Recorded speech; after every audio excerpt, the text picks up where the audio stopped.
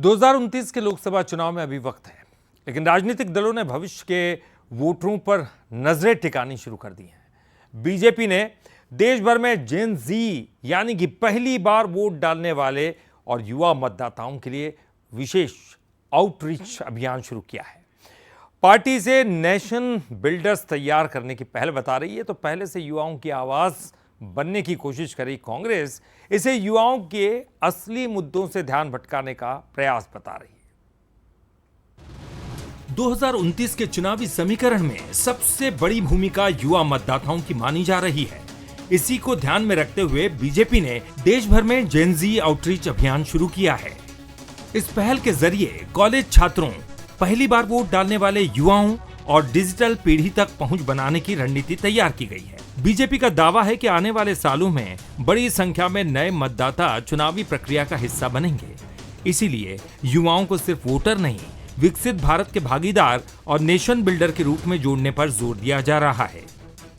देखिए, केवल चुनाव के लिए नहीं बल्कि सामान्य दिनों में भाजपा के अभियानों में, कार्यक्रमों में, जिसे आप जेन जी कह रहे हैं या मिलेनियर हो या कोई और आयु वर्ग का हो, सामान्य तौर पर 18 साल होने के बाद मतदाता बनने के साथ ही भारतीय जनता पार्टी लगातार सक्रियता के साथ में जोड़ने का काम, प्रशिक्षण का काम, संवाद का काम, उनके व्यक्तित्व का निर्माण का काम, विभिन्न प्रकार के अभियानों और कार्यक्रमों के साथ में ले चलने का काम करती रहती है और आगे भी करती रहेगी।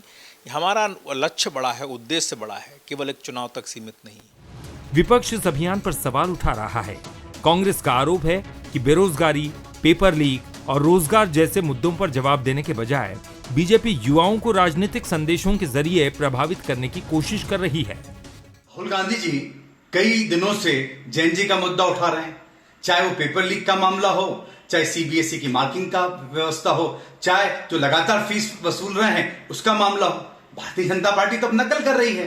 कोई जेन जी के लिए उन्होंने कुछ किया तो नहीं है, ना एजुकेशन सिस्टम सुधारा, ना युवाओं को रोजगार दिया, वो मोटी फीस वसूल कर अपना पेट ही भरा है सरकार ने।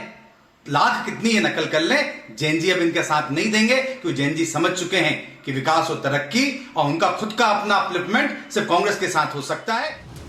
2029 अभी दूर है, लेकिन राजनीतिक दलों ने युवा मतदाताओं के महत्व को समझते हुए अपनी रणनीति बनानी शुरू कर दी है। एक तरफ बीजेपी जेन जी को भविष्य का भारत बताकर अपने साथ जोड़ने में जुटी है, तो दूसरी तरफ कांग्रेस युवाओं के वास्तविक मुद्दों को केंद्र में रखने की बात कर रही है। अब देखना होगा कि आने वाले सालों में युवा मतदाता किस नैरेटिव को ज्यादा भरोसेमंद मानते हैं। 2029 के चुनाव अभी दूर है, लेकिन चिंता भारतीय जनता पार्टी को अभी से सताने लगी है। सबसे बड़ी बात यह है कि नीट परीक्षा की बात करें या फिर काफी जांचने का मामला हो, सभी को लेकर युवाओं के मन में कई तरह के भाव पैदा हुए हैं और बीजेपी इस बात को समझ भी रही। इसीलिए अब ऐसे युवाओं को साधने की तैयारी है। उनके लिए कई तरह के प्रोग्राम चलाए जाएंगे, यानी जेन जी पर नजर। डिंपल के साथ मनोज सैनी, मसूरी, भोपाल।